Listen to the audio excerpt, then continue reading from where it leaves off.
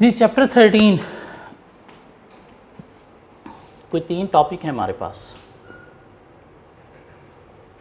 एक ISA 570 going concern जो हम ऑलरेडी कवर कर चुके हैं, मैनेजमेंट की रिस्पॉन्सिबिलिटी, ऑडिटर की रिस्पॉन्सिबिलिटी, गोइंग कंसर्न से रिलेटेड अगर हमें डाउट्स हैं तो हमें क्या प्रोसीजर परफॉर्म करने हैं, और ऑडिट पे इम्पैक्ट हमने देख लिए। इंपॉर्टेंट चीज़ क्या थी कि अगर फाइनेंशियल स्टेटमेंट्स के अंदर कैश फ्लो का डिस्क्लोजर है तो हमारी ऑडिट रिपोर्ट अनक्वालिफाइड ओपिनियन के साथ material uncertainty relating to going concern paragraph होगी। ISA 580 हमने कल कवर कर लिया। रिटर्न रिप्रेजेंटेशन एक छोटा सा टॉपिक था, कब हमें रिटर्न रिप्रेजेंटेशन लेनी है, वो मैटर्स क्या हैं, अगर मैनेजमेंट रिप्रेजेंटेशन नहीं देती तो फिर हमें क्या करना है, और कुछ प्रैक्टिस क्वेश्चन भी हमने कवर कर लिए इसके कल।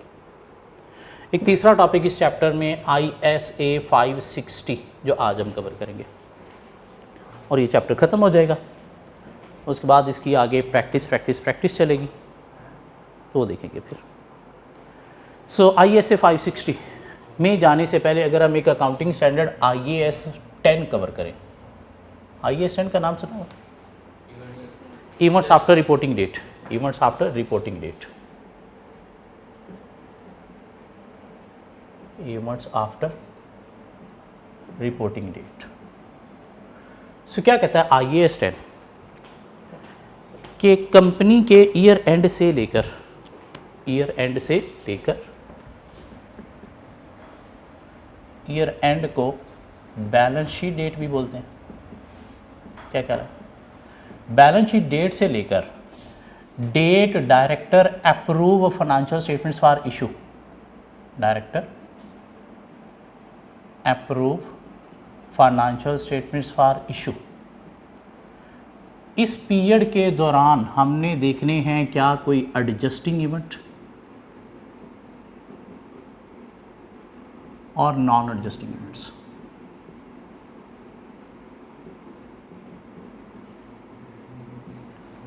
एडजस्टिंग इवेंट्स क्या हैं? ऐसे इवेंट्स जिनकी कंडीशन बैलेंस शीट डेट पे एग्जिस्ट करती है।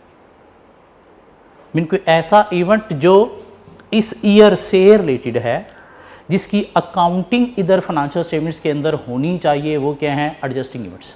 मीन जिनकी कंडीशन बैलेंस शीट डेट पे एग्जिस्ट करती है, मीन से कोई अकाउंट बैलेंस फाइनेंशियल स्टेटमेंट्स के अंदर होना चाहिए या अकाउंट बैलेंस कम ज़्यादा होना चाहिए, उसे क्या नाम देंगे? Adjusting events. इधर एक रिसीवेबल्स लिखा हुआ था, इधर पता चला कि वो रिसीवेबल बैड हो गया। दिस मीन ये जो रिसीवेबल लिखा हुआ है, क्या कंपनी को पैसे रिकवर होने? नहीं। तो क्या करना है? अपने रिसीवेबल्स की provision for doubtful debts create करनी है। मेरे रिसीवेबल्स को क्या करना है? एडजस्ट करना है। तो ये क्या है? एडजस्टिंग इवेंट्स है। मीन जिनसे रिलेटेड इधर कोई अकाउंट बैलेंस है जिसे हमें छेड़ना है, मीन कम ज़्यादा करना है, तो वो क्या है? Adjusting events. तो क्या करना है? उन्हें एडजस्ट करना है। कौन कहता है? IAS 10 कहता है। मीन ईयर एंड के बाद date director approve financial statements for issue, इस पीरियड के दौरान अगर कोई एडजस्टिंग इवेंट्स हैं जिनकी कंडीशन बैलेंस शीट डेट पे एग्जिस्ट करती है, तो उन्हें एडजस्ट करना है। किसने? ऑडिटर ने या कंपनी मैनेजमेंट ने? मैनेजमेंट ने। क्यों? अकाउंटिंग स्टैंडर्ड फॉलो करना किसकी रिस्पॉन्सिबिलिटी है? मैनेजमेंट की। नॉन एडजस्टिंग इवेंट्स क्या है? ऐसे इवेंट जिनकी कंडीशन बैलेंस शीट डेट पे एग्जिस्ट नहीं करती, मीन उनसे रिलेटेड इधर कोई अकाउंट बैलेंस नहीं है। इधर कंपनी के अंदर आग लग गई गोदाम में, और क्या हुआ? कंपनी की इन्वेंट्री जो है वो जल गई। अब ये लॉस इस ईयर एंड का है या इससे नेक्स्ट ईयर एंड का है? नेक्स्ट ईयर एंड का है। इसका लॉस बुक होगा कहाँ पे? नेक्स्ट फाइनेंशियल स्टेटमेंट्स के अंदर, इन फाइनेंशियल स्टेटमेंट्स के अंदर नहीं। क्या कहला? लेकिन चूंकि ये फाइनेंशियल स्टेटमेंट्स इशू होने से पहले नॉलेज में आ गया है, तो IAS 10 कहता है कि इसका आपने फाइनेंशियल स्टेटमेंट्स के अंदर डिस्क्लोजर देना, मीन इन्फॉर्म कर देना है शेयर होल्डर को कि कमिंग ईयर फाइनेंशियल स्टेटमेंट्स इसकी वजह से अफेक्ट होंगी। तो एडजस्टिंग इवेंट्स को एडजस्ट करना है। क्यों? उनकी कंडीशन बैलेंस शीट डेट पे एग्जिस्ट करती है, मीन्स इधर कोई अकाउंट बैलेंस है जो हमें कम ज़्यादा करना है, तो इसलिए एडजस्ट करना है। और नॉन एडजस्टिंग की कंडीशन बैलेंस शीट डेट पे एग्जिस्ट नहीं करती, मीन इधर कोई अकाउंट बैलेंस नहीं है, उसने अकाउंट बैलेंस बनना है कहाँ पे? नेक्स्ट फाइनेंशियल स्टेटमेंट्स के अंदर। लेकिन चूंकि इससे पहले हमारे नॉलेज में आ गया है, तो करंट फाइनेंशियल स्टेटमेंट्स के अंदर उसका डिस्क्लोजर देना, mean significant non adjusting events को डिस्क्लोज करना है। अगर सिग्निफिकेंट नहीं है तो फिर डिस्क्लोज करने की ज़रूरत नहीं है। इस डेट के बाद वाले इवेंट्स ना तो एडजस्टिंग होते हैं और ना ही नॉन एडजस्टिंग होते हैं। एडजस्टिंग नॉन एडजस्टिंग हमें कहाँ से देखने हैं? ईयर एंड से लेकर date director approve financial statements for issue, इनकी अप्रूवल होने के बाद वाले इवेंट जितने भी हैं वो नेक्स्ट ईयर के इवेंट्स हैं, वो ना तो एडजस्टिंग हैं इस ईयर की फाइनेंशियल स्टेटमेंट के पॉइंट ऑफ व्यू से और ना ही नॉन एडजस्टिंग है। ये बात समझ आती है। ये थी अकाउंटिंग स्टैंडर्ड की बात। अब post year and event stated हमारे पास एक ऑडिटिंग स्टैंडर्ड भी है ISA 560, जिसे नाम दिया जाता है सब्सीक्वेंट इवेंट।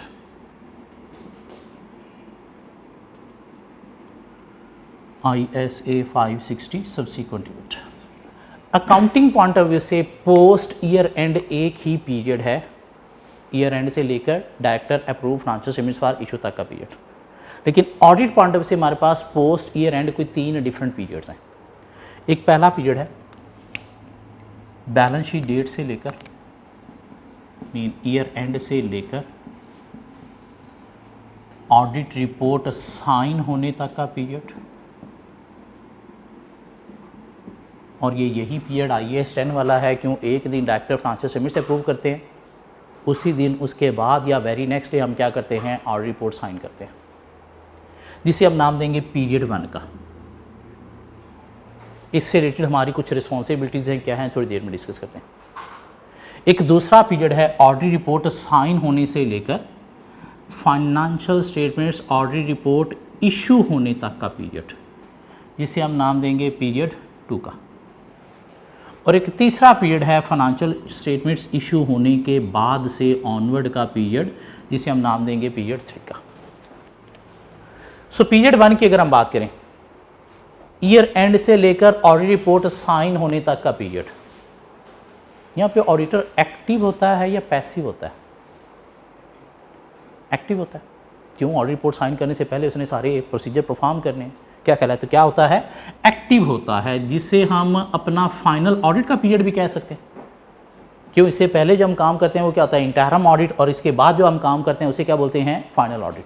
क्या क्या काम करता है ऑडिटर यहाँ पे? अगर एग्जामिनर ये पूछ ले कि पीरियड 1 मीन ईयर एंड से लेकर ऑडिट रिपोर्ट साइन होने तक की ऑडिटर की एक्टिविटीज़ क्या हैं, मीन क्या क्या काम करता है, कुछ लिखा जा सकता है?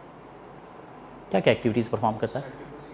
सब्सटेंटिव प्रोसीजर परफॉर्म कर रहा है, स्पेशली बैलेंस शीट आइटम को चेक कर रहा है, कैश रिसीट्स के थ्रू डेटर को चेक कर रहा है, कैश पेमेंट्स के थ्रू क्रेडिटर्स को चेक कर रहा है, कट ऑफ टेस्टिंग परफॉर्म कर रहा है, क्या कहला है, इन्वेंट्री की एडजस्टमेंट्स को देख रहा है कि PIR उसके अगेंस्ट जो है वो काउंट के अगेंस्ट प्रॉपर्ली एडजस्टेड है या नहीं है, सेल रिटर्न परचेज रिटर्न को देख रहा है कि करेक्ट पीरियड में एडजस्ट हो रही या नहीं हो रही, और क्या कर रहा है, सेल प्रोसीड्स के थ्रू NRV कैश को वेरीफाई कर रहा है कि inventory lower of cost NRV पे रिकॉर्डेड है या नहीं है।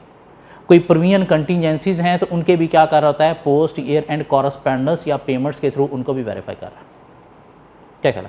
तो कुछ बातें की जैसे written representation from management obtain कर रहा है। क्यों? वो मेनली इसी पीरियड में आप रिपोर्ट साइन करने से पहले ऑब्टेन करते हैं। तो ऑडिटर क्या होता है जी, यहाँ पे एक्टिव प्रोसीजर परफॉर्म कर रहा है। वो कहता है अगर इस पीरियड में ऑडिटर के नॉलेज में आती है कोई miss statement in the financial statement, तो क्या करना है ऑडिटर को? मैनेजमेंट को रिक्वेस्ट करनी है कि वो क्या करें, फाइनेंशियल स्टेटमेंट्स को अमेंड करें against that miss statement, mean correct करें। और अगर मैनेजमेंट फाइनेंशियल स्टेटमेंट्स को अमेंड नहीं करती तो ऑडिटर क्या करेगा, रिपोर्ट क्वालिफाई कर देगा, तो इम्पैक्ट ऑन रिपोर्ट कंसीडर करेगा। क्या कहला? ये बात कुछ की जा सकती। और ये पीरियड और IAS 10 का पीरियड सेम पीरियड है। क्यों? एक दिन डायरेक्टर फाइनेंशियल स्टेटमेंट से अप्रूव करते हैं तो उसी दिन उसके बाद या वेरी नेक्स्ट डे हम क्या करते हैं, ऑडिट रिपोर्ट साइन करते हैं। तो इस पीरियड से रिलेटेड एग्जामिनर आपसे पूछ सकते हैं कि ऑडिटर क्या क्या एक्टिविटीज़ परफॉर्म करता है, या कुछ सिनेरियो आपके देख सकते हैं कि इसमें आप देखें अगर कोई मिस स्टेटमेंट है तो उसका ऑडिट रिपोर्ट पे क्या इंपैक्ट आएगा। तो अगर कोई मिस स्टेटमेंट आइडेंटिफाई होती है इस पीरियड में, तो अभी तक हमने ऑडिट रिपोर्ट साइन नहीं की, तो हम मैनेजमेंट को रिक्वेस्ट करेंगे कि फाइनेंशियल स्टेटमेंट्स में उस मिस स्टेटमेंट को ठीक करें, अमेंड करें।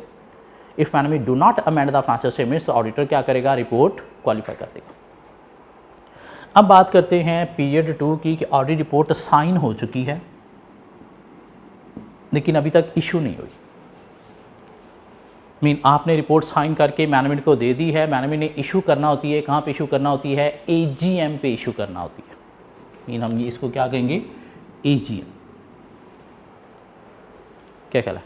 तो और AGM का वेट हो रहा है, क्यों AGM आएगी तो वहाँ पे इशू करनी है, या हमने ऑडिट रिपोर्ट दे दी है तो उसको एनुअल रिपोर्ट में अटैच करके इशू करना होता है। तो एनुअल रिपोर्ट की अब वो प्रिंटिंग प्रोसेस में है, क्यों प्रिंटिंग कंप्लीट होगी तो उसके बाद इशू होनी है। ऑडिटर एक्टिव है या पैसिव है? पैसिव। क्यों? आपका ऑडिट वर्क कंप्लीट हो चुका है, तब आप एक्टिव ऑडिटर नहीं हो। लेकिन वो कहता है फिर भी ऑडिटर को थोड़ा अलर्ट रहना चाहिए इस जगह पे भी। और अगर इस पीरियड में ऑडिटर के नॉलेज में आई कोई miss statement in the reported financial statement, mean वो फाइनेंशियल स्टेटमेंट जिसके ऊपर हमने रिपोर्ट दी है उसके अंदर कोई मिस स्टेटमेंट है जो हमसे यहाँ तक नहीं पकड़ी गई थी, यहाँ पे नॉलेज में आई है, दिस मीन जो फाइनेंशियल स्टेटमेंट्स इशू होने जा रही हैं वो रॉन्ग है, उनके ऊपर हमारी ऑडिट ओपिनियन भी रॉन्ग हो सकती है। और अगर दोनों रॉन्ग इशू हो गई और जनता को पता चल गया तो जनता तो हमें डैमेजेस के लिए सू करना शुरू कर देगी। इसलिए रॉन्ग फाइनेंशियल स्टेटमेंट्स इशू होने से बचाने के लिए हमें क्या करना चाहिए? कोई स्टेप लेने चाहिए। क्या करना चाहिए? हमें मैनेजमेंट के पास जाना चाहिए कि आप क्या करें, ये जो मिस स्टेटमेंट अब नॉलेज में आई है, जो हमारे भी यहाँ पे नॉलेज में नहीं आई थी, तो आप क्या करें, इससे रिलेटेड फाइनेंशियल स्टेटमेंट्स को अमेंड करें।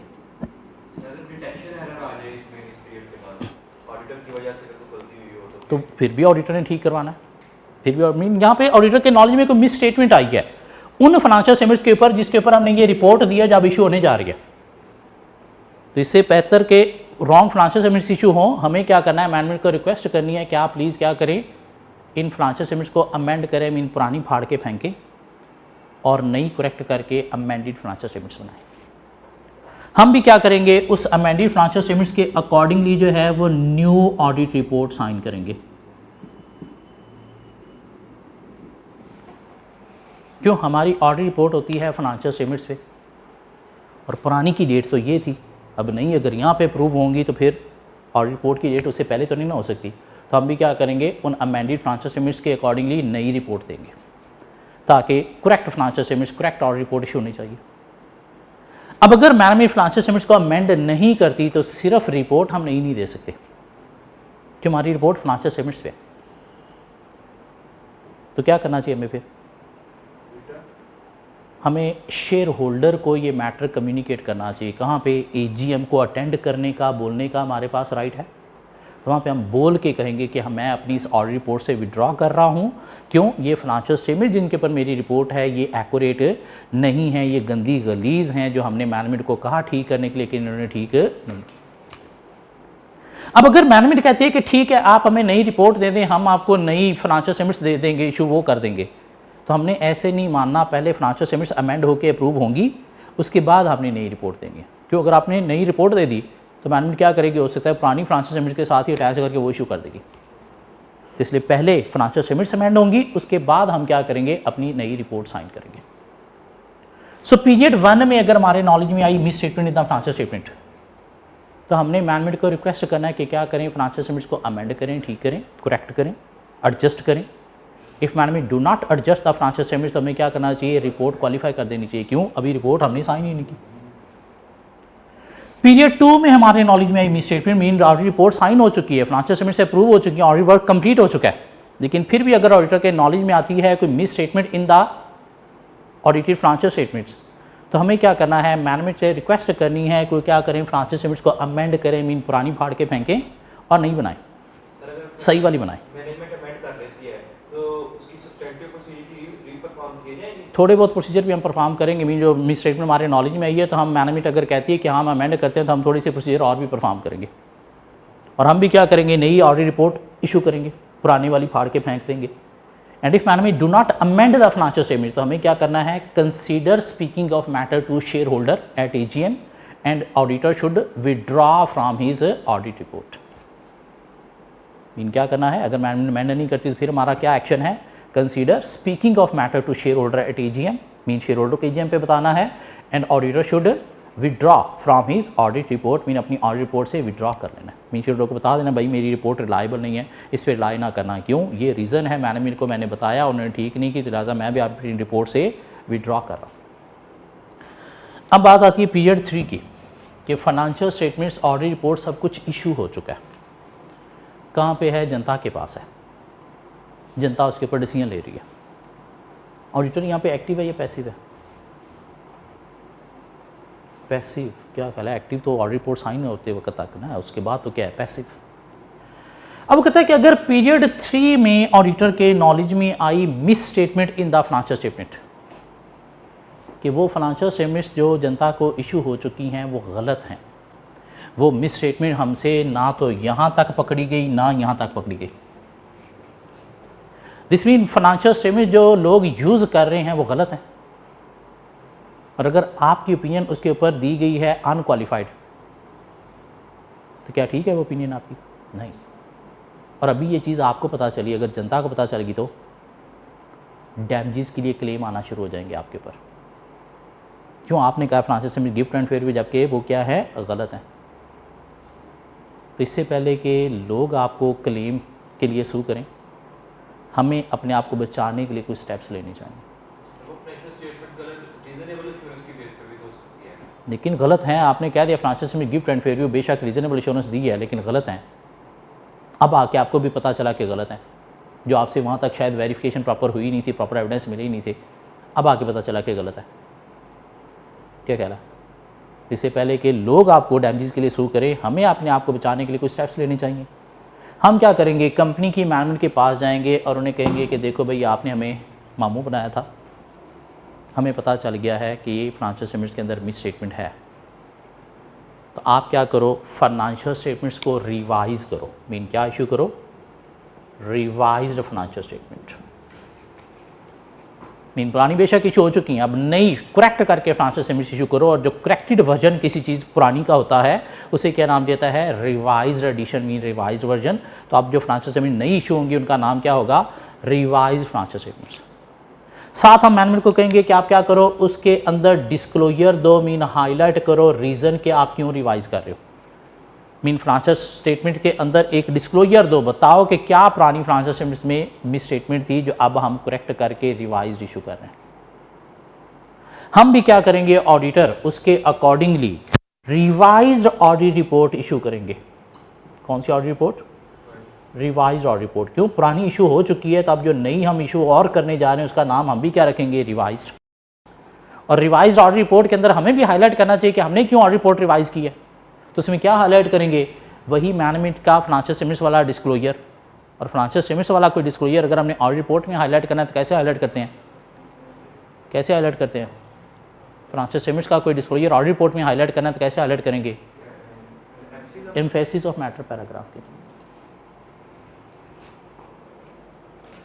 मीन पीरियड 3 में जहाँ पे फाइनेंशियल स्टेटमेंट्स ऑडिट रिपोर्ट सब कुछ इशू हो चुका है, और अगर ऑडिटर के नॉलेज में आई है miss statement in the audited financial statement, जो हमसे पकड़ी नहीं गई थी अब नॉलेज में आई है, तो अभी हमारे नॉलेज में आई है, इससे पहले कि जनता के नॉलेज में आए और वो डैमेजेस के लिए क्लेम करें, तो हमें क्या करना चाहिए? कुछ स्टेप्स लेने चाहिए। क्या ऑडिटर का कोर्स ऑफ एक्शन होना चाहिए यहाँ पे? तो ऑडिटर को क्या करना है? रिक्वेस्ट करनी है मैनेजमेंट को to issue revised financial statements. Amended नहीं, अमेंडेड का मतलब क्या है? कि पुरानी को ठीक करके नए सिरे से इशू करना। यहाँ पे ऑलरेडी इशू हो चुकी हैं, तो अब दोबारा जो नई इशू करनी है उनका नाम क्या होगा? रिवाइज। यहाँ पे अभी इशू ही नहीं हुई थी, इसलिए हमने रिवाइज का वर्ड यहाँ पे नहीं यूज़ किया। यहाँ पे इशू हो चुकी हैं, चूंकि नई इशू करनी है तो उनका नाम क्या रखना है? Revise financial statements. Explaining reason for the revision with our disclosure in the financial statement, and auditor should issue revise our report with emphasis of matter paragraph to highlight why financial statements have been revised. If management do not revise the financial statement, फिर क्या करना चाहिए?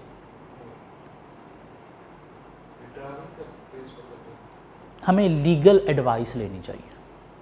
किसे consult करना चाहिए? Lawyer को consult करना चाहिए। वो फिर हमें बताएगा कि कैसे आपने अपने आप को डैमेज से बचाना है अगर कोई आते हैं तो। हाँ, अगर नेक्स्ट ईयर के ऑडिटर भी हम हैं तो फिर हम क्या कर सकते हैं? रिज़ाइन करके EGM कॉल करके शेयर होल्डर को बता सकते हैं। अदरवाइज लॉयर हमें बताएगा कि हम कैसे अपने आप को बचा सकते हैं। इधर हमें कोई मीडिया में आके बोल देना चाहिए भी हमारी वो ऑडिट रिपोर्ट रिलायबल नहीं है, क्या ख्याल है? या नेक्स्ट ईयर के ऑडिटर हम हैं तो EGM कॉल करके, रिज़ाइन करके EGM कॉल कर सकते हैं। रेजिग्नेशन के टाइम पे ऑडिटर के पास राइट है, तो शेयर होल्डर को बुला के हम कम्युनिकेट कर सकते हैं। सो पीरियड 1 से ऑडिट ऑडिटर की रिस्पॉन्सिबिलिटी क्या है? एक्टिव ऑडिट प्रोसीजर परफॉर्म करना। वो क्या क्या प्रोसीजर हो सकते हैं? कुछ 4-5 लिस्ट दी जा सकती है। Verify account receivable through post year end cash receipts, verify accounts payable through post year end cash payments, inspection of sale invoices to verify cost and NRV of inventory, ensure sale return purchase return are adjusted in correct period, obtaining representation from management, verifying post year end correspondence to ensure correct treatment of contingencies and provisions। क्या करा? और अगर यहाँ पे auditor के knowledge में कोई miss statement आती है तो ऑडिटर को क्या करना है? कोई मिस स्टेटमेंट आती है ऑडिटर को क्या करना है? रिक्वेस्ट करनी है मैनेजमेंट को to amend the financial statements, mean to correct या adjust the financial statement. And if management do not amend the financial statements तो क्या करना है? हमें फिर रिपोर्ट क्वालिफाई कर देनी है। पीरियड 2, ऑडिट रिपोर्ट साइन हो चुकी है लेकिन अभी तक इशू नहीं हुई, तो इस पीरियड से ऑडिटर की रिस्पॉन्सिबिलिटी क्या है? एक्टिव प्रोसीजर परफॉर्म करना रिस्पॉन्सिबिलिटी नहीं है, लेकिन अलर्ट रहना है। अगर आती है मिस स्टेटमेंट नॉलेज में relating to audited financial statements तो रिक्वेस्ट करनी है मैनेजमेंट को to amend the financial statement and auditor should sign a new audit report after approval of amended financial statement. If management do not amend the financial statement, auditor should consider speaking of matter to shareholder at AGM and withdraw from his audit report। अब period 3, audit report sign हो चुकी है, नहीं issue हो चुकी है, तो उसके बाद ऑडिटर की क्या रिस्पॉन्सिबिलिटी है? तो ऑडिटर को अलर्ट रहना है। अगर नॉलेज में आती है misstatement relating to audited financial statements तो क्या करना है? Request management to issue revise financial statements with a disclosure explaining reason for the revision of financial statements and auditor should issue revised audit report with emphasis of matter paragraph to highlight the disclosure of revised financial statements। and if management do not revise the financial statements तो फिर क्या करना है? take legal advice and consider speaking of matter to shareholder। कैसे? वो फिर बात की बात है। ये बात समझ आती है? अब एक बात और करते हैं जो हमारी ICAP बुक के अंदर नहीं है, CA फाइनल लेवल पे है कि पीरियड 3 में अगर ऑडिटर के नॉलेज में मिस स्टेटमेंट बहुत लेट आई, इतनी लेट आई कि अब रिवाइज फाइनेंशियल स्टेटमेंट्स बनाने का टाइम नहीं है, मीन कमिंग ईयर की फाइनेंशियल स्टेटमेंट्स इशू होने के करीब है। क्यों? जितनी देर में रिवाइज फाइनेंशियल स्टेटमेंट बना के इशू करनी है उतनी देर में ही नेक्स्ट ईयर के फाइनेंशियल स्टेटमेंट्स भी इशू हो जानी है। तो फिर आप मैनेजमेंट को क्या कहेंगे कि आप फाइनेंशियल स्टेटमेंट्स को रिवाइज ना करो, आप क्या करो? इस मिस स्टेटमेंट को जो कमिंग ईयर की फाइनेंशियल स्टेटमेंट्स इशू होने जा रही हैं उसके अंदर as a prior year adjustment adjust कर दो। क्या कर दो? प्रायर ईयर एडजस्टमेंट डाल दो। मीन कमिंग फाइनेंशियल स्टेटमेंट्स में जो ओपनिंग बैलेंस होंगे उनको एडजस्ट कर दो, पिछले क्लोजिंग जो गलत हैं, और साथ एक डिस्क्लोजर दे दो कि क्यों आपने ओपनिंग बैलेंस को एडजस्ट किया।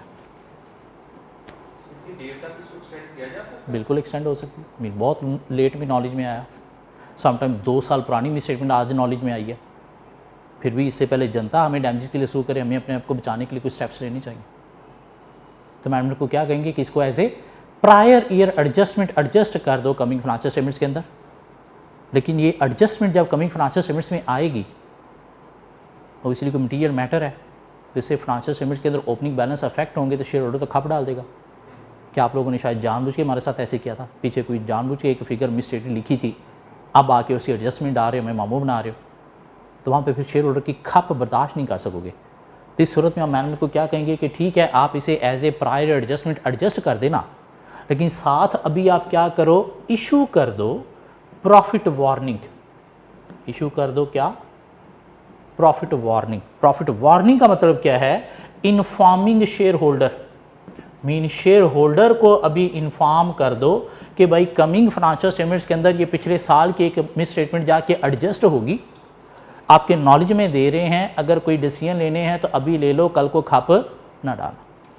क्योंकि अगर ये प्रॉफिट वार्निंग इशू नहीं की, मीन शेयर होल्डर को इस प्रायर एडजस्टमेंट का नॉलेज पहले से नहीं दिया, तो फिर फाइनेंशियल स्टेटमेंट जब ये एडजस्ट होकर उनके सामने आएंगी तो वहाँ पे फिर वो खप डाल देंगे, वो फिर आपसे संभाली नहीं जाएगी अगर कोई वाकई ही मेजर इंपैक्ट फाइनेंशियल स्टेटमेंट्स पे आ रहा है तो।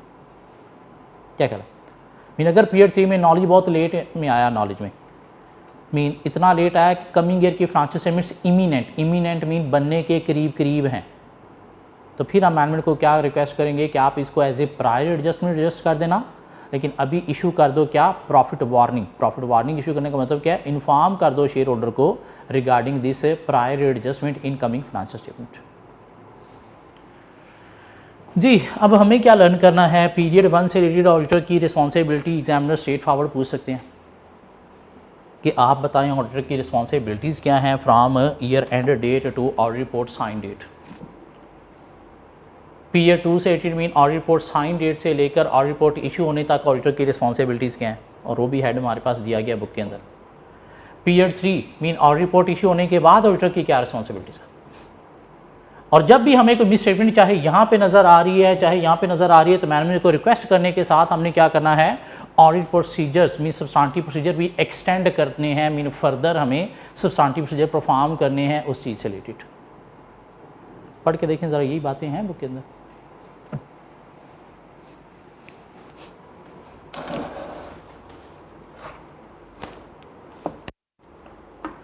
और इस चैप्टर में ये टॉपिक एग्जामिनर का मोस्ट फेवरेट टॉपिक है। इसको स्नैरियो बेस्ड क्वेश्चन, कभी भी उसने रटा नहीं पूछा।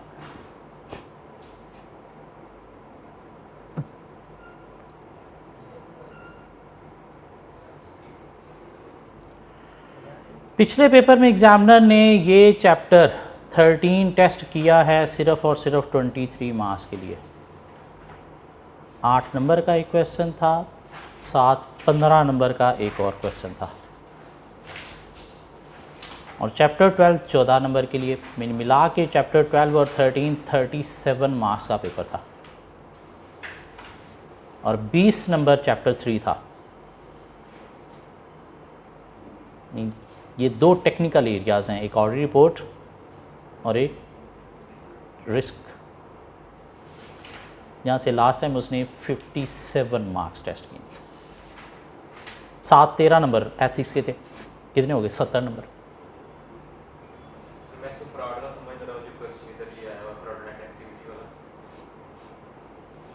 सब्सिक्वेंट इवेंट का क्वेश्चन था, एक रिटर्न प्रेजेंटेशन का क्वेश्चन था और एक सब्सिक्वेंट इवेंट का क्वेश्चन था। जी, एक क्वेश्चन नंबर 13 हमें मिलेगा चैप्टर 13 के। अगर हम क्वेश्चन में आए, क्वेश्चन नंबर 14 देखिएगा, मिलता है। रिक्वायरमेंट है हमारे पास 15 नंबर के लिए। For each of the 3 events above, ऊपर के 3 इवेंट्स हमें नज़र आ रहे हैं, एक रिसीवेबल, एक लॉ सूट, एक warehouse. For each of the 3 events above, discuss whether the financial statements require amendment. Mean हर इवेंट को आपने पकड़ना है और क्या बताना है कि इनसे रिलेटेड फाइनेंशियल स्टेटमेंट्स में अमेंडमेंट चाहिए या नहीं चाहिए। दूसरा आपने बताना है जी, describe audit procedures that should be performed in order to form a conclusion on the amendment, mean उस मैटर से रिलेटेड ऑडिट प्रोसीजर आपने बताने हैं। और नंबर 3 आपने बताना है, explain the impact on the audit report should the issue remain unresolved, कि अगर मैनेजमेंट फाइनेंशियल स्टेटमेंट्स को अमेंड नहीं करती तो फिर उस वक्त में ऑडिट रिपोर्ट पे क्या इम्पैक्ट आएगा, मेरी रिपोर्ट की इम्प्लीकेशन बतानी है। Note the total mark will be split equally between each event. In 5 number, अब 5 नंबर में मेरे ख्याल से 2 से 3 नंबर प्रोसीजर के होंगे, 1 नंबर फाइनेंशियल स्टेटमेंट से अमेंडमेंट चाहिए या नहीं चाहिए, उसमें कोई अकाउंटिंग स्टैंडर्ड का रेफरेंस दे के बात करना पड़ेगी, स्पेशली IAS 10 कि एडजस्टिंग है या नॉन एडजस्टिंग है। और 1.5 नंबर होगा ऑडिट रिपोर्ट इम्प्लीकेशन का, कि अगर एडजस्टमेंट मैनेजमेंट नहीं करती तो फिर ऑडिट रिपोर्ट पे क्या इफेक्ट आएगा। क्या ख्याल है? आ जाए क्वेश्चन देखते हैं क्या। Humphreys company operate a chain of food wholesaler across the country and its year end was 30th September 2011. The final audit is nearly complete and it is proposed that the financial statements and audit report will be signed on 13 December. Year end क्या है? 30th September. Year end क्या है? 30th September. और report कब sign की जाएगी? 13 दिसंबर को। अब हमें देखना होंगे ये तीनों इवेंट पीरियड 1 में आ रहे हैं, 2 में आ रहे हैं या 3 में आ रहे हैं। क्या ख्याल है? 13 December revenue for the year is 78 million and profit before tax is 7.5 million। क्यों? मटीरियलिटी कैलकुलेशन भी करना पड़ेगी और रिपोर्ट पे इम्पैक्ट बताते वक्त मैटर मटीरियल है या नहीं है। The following events have occurred subsequent to the year end के बाद ये कुछ इवेंट अकर हुए। receivable. A customer of Humphrey's company has been experiencing a cash flow problem and its year-end balance is rupees 0.3 million. The company has just become aware that its customer is experiencing significant going concern difficulties. तो क्या पैसे customer से recover होने? नहीं. Humphreys believe that as the company has been trading for many years, mean वो customer हमारा बड़े सालों से ट्रेड कर रहा है, they will receive some if not full, तो हम इसमें से कुछ अमाउंट तो रिकवर कर ही लेंगे. चलिए कुछ भी अगर रिकवर कर लोगे तो बाकियों के लिए तो बैड डेट्स प्रीमियम रिकॉग्नाइज होनी चाहिए. पर IAS 10 post balance sheet adjusting event है, एडजस्टमेंट होनी चाहिए फाइनेंशियल स्टेटमेंट्स के अंदर रिसीवेबल्स की. क्या ख्याल है?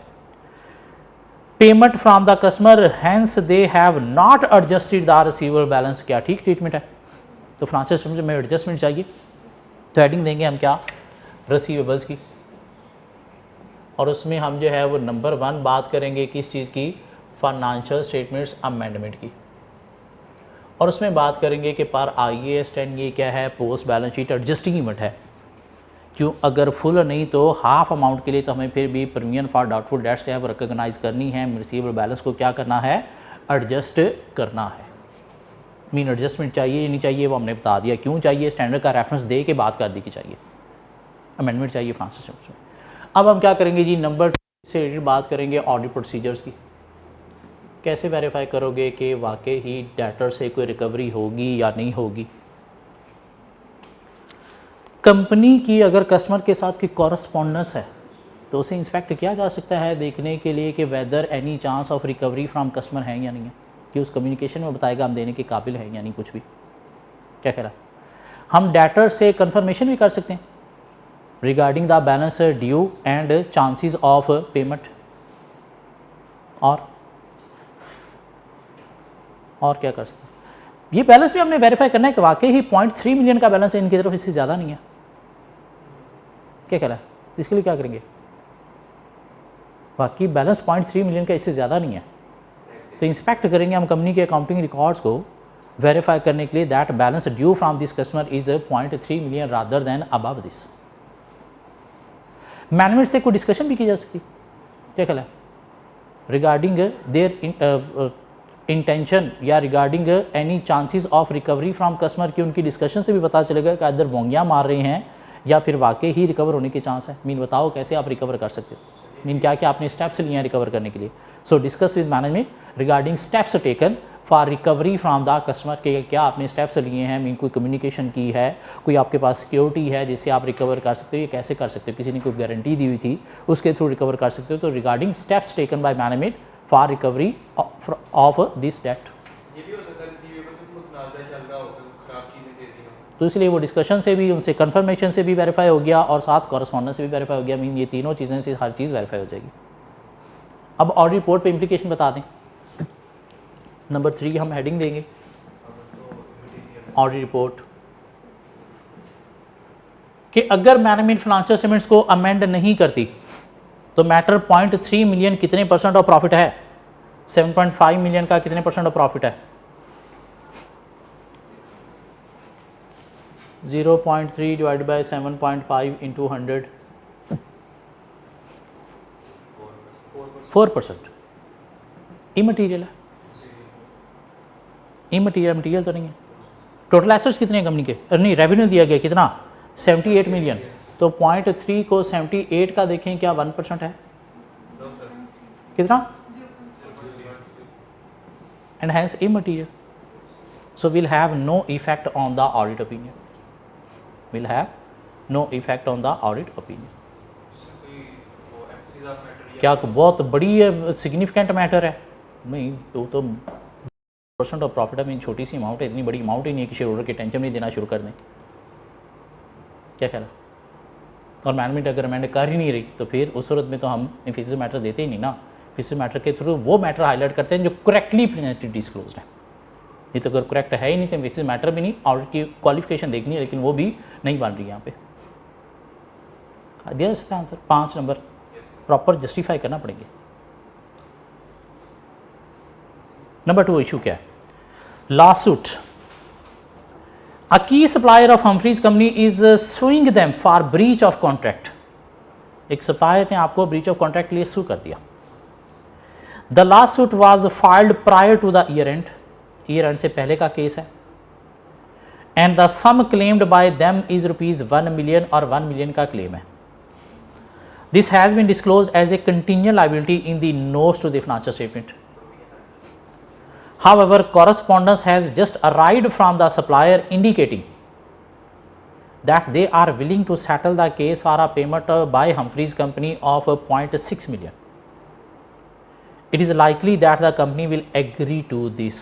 तो अभी एग्री किया नहीं तो ईयर एंड पे क्या आनी चाहिए? कंटीजेंट लायबिलिटी नहीं, प्रोविजन आनी चाहिए. क्यों? प्रोबेबिलिटी भी है, पास्ट इवेंट भी है और अमाउंट भी रिलायबली मैयर है. क्या कहलाए? तो पर IAS 37 प्रोविजन आनी चाहिए. क्या कहलाए? और अगर ईयर एंड के बाद पता चला है कि कंपनी एग्री भी करने जा रही है तो पर IAS 10 ये post balance sheet adjusting event भी है. तो स्टेटेड फाइनेंशियल स्टेटमेंट्स में अमेंडमेंट रिक्वायर है, लायबिलिटी क्रिएट करनी है. अब ऑडिट प्रोसीजर की तरफ आ जाएं. क्या करेंगे?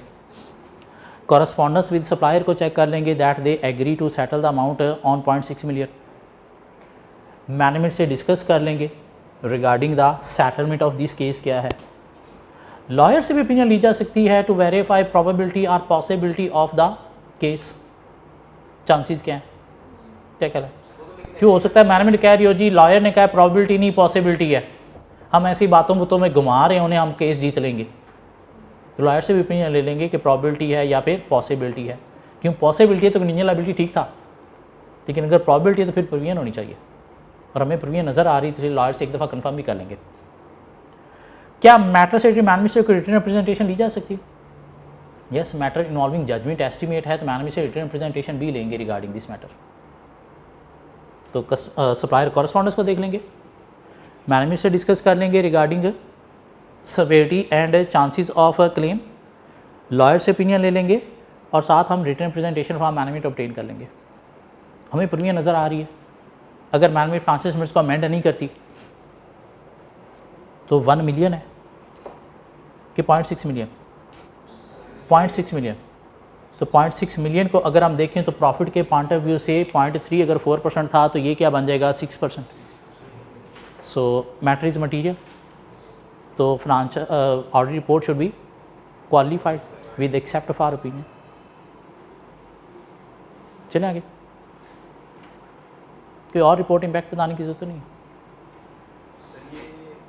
अमेंडमेंट जब हमने कह दिया चाहिए तो फिर बस मिस स्टेटमेंट है. मीन अगर तो कंटीजेंट लायबिलिटी सही डिस्क्लोज है तो सूरत में फिर अनक्वालिफाइड, लेकिन उस तरफ जाने की जरूरत नहीं. जब हमने पार्ट 1 में कह दिया अमेंडमेंट चाहिए तो पार्ट 3 में उसके अकॉर्डिंग हमने आंसर देना है कि अगर अमेंडमेंट नहीं की तो फिर ये. जी number 3 issue warehouse. Humphreys company has 3 warehouses. Following extensive rain on 20th November, significant rain and river water flooded the warehouse located in Baas. Warehouse से और 20th नंबर कहाँ पे आ रहा है? 20th नंबर कहाँ पे आ रहा है? यहाँ पे. 13 दिसंबर से पहले पीरियड 1 की बात हो रही है. हाँ, क्या हुआ है जी? कंपनी के कुछ वेयर हाउस जो है वो पानी आ गया बास में. All the inventories was damaged and has been disposed off. तो सिग्निफिकेंट इन्वेंट्री डैमेज हो गई है. Post year end adjusting event है, नॉन एडजस्टिंग इवेंट है? नॉन एडजस्टिंग इवेंट है. तो पर IAS 10 क्या आना चाहिए? फाइनेंशियल स्टेटमेंट्स के अंदर डिस्क्लोजर आना चाहिए. क्या कहला है? तो फाइनेंशियल स्टेटमेंट्स में अमेंडमेंट रिक्वायर है, डिस्क्लोजर चाहिए. तो पार्ट 1 में ये बता दोगे. क्या कहला है? साथ क्या कह रहा है? The insurance company has already been contracted. No amendments or disclosure have been made in the financial statement. नहीं, अमेंडमेंट हमें चाहिए. अब ऑडिट प्रोसीजर पे आ जाएं. इंश्योरेंस कंपनी से क्या कोई क्लेम रिकवर हो सकता है? ये नहीं हो सकता. कैसे वेरीफाई करोगे? कॉरस्पॉन्डेंस विद इंश्योरेंस कंपनी आप जो है वो इंस्पेक्ट कर लोगे to verify any claim made from insurance company. Management से डिस्कस कर लोगे regarding the severity of the loss on company कि कंपनी पे इसकी कितनी सेवेरिटी या इम्पैक्ट है इस लॉस का. फाइनेंशियल स्टेटमेंट्स को इंस्पेक्ट कर लोगे regarding completeness of disclosure as per IAS 10 है या नहीं है. उन जहाँ पे फ्लड आया आप जहाँ पे जाके कोई फिजिकल वेरिफिकेशन भी कर सकते हो. क्या कहला है? मीन क्या कर सकते हो, visit the warehouses where this damage occur and watch the damage inventory, कि वाकई ही डैमेज हुई पड़ी है। हो सकता है सही को भी डैमेज हाँ, तो 4 प्रोसीजर लिखे जा सकते हैं और रिपोर्ट पे इम्पैक्ट क्या आएगा। अगर तो वो डिस्क्लोजर दे देंगे तो अगर मैनेजमेंट डिस्क्लोजर दे देती है तो अनक्वालिफाइड ओपिनियन के साथ इंफेसिस ऑफ मैटर पैराग्राफ क्यों सिग्निफिकेंट है। अगर वो डिस्क्लोजर नहीं देते तो opinion should be qualified based on the materiality of the matter. क्यों, अमाउंट तो उसने दी नहीं हमें, क्या मटीरियलिटी कैलकुलेशन दे सकते। इस क्वेश्चन का आंसर एक दफ़ा रीड करके नेक्स्ट क्लास से पहले प्लीज़ एक दफ़ा हाथ से अच्छी तरह से अटैम्प्ट करना है। क्यों ये अटैम्प्ट करेंगे तो आने वाले ISA 560 के क्वेश्चन हम इजीली कवर कर लेंगे, और अगर ये हाथ से अटैम्प्ट नहीं हुआ तो आने वाले भी वीक ही कवर होंगे। सो होपफुली नेक्स्ट लेक्चर में हम ISA 560 के ही अच्छे क्वेश्चन और कवर करेंगे। भाग जाओ, मिलते हैं कल।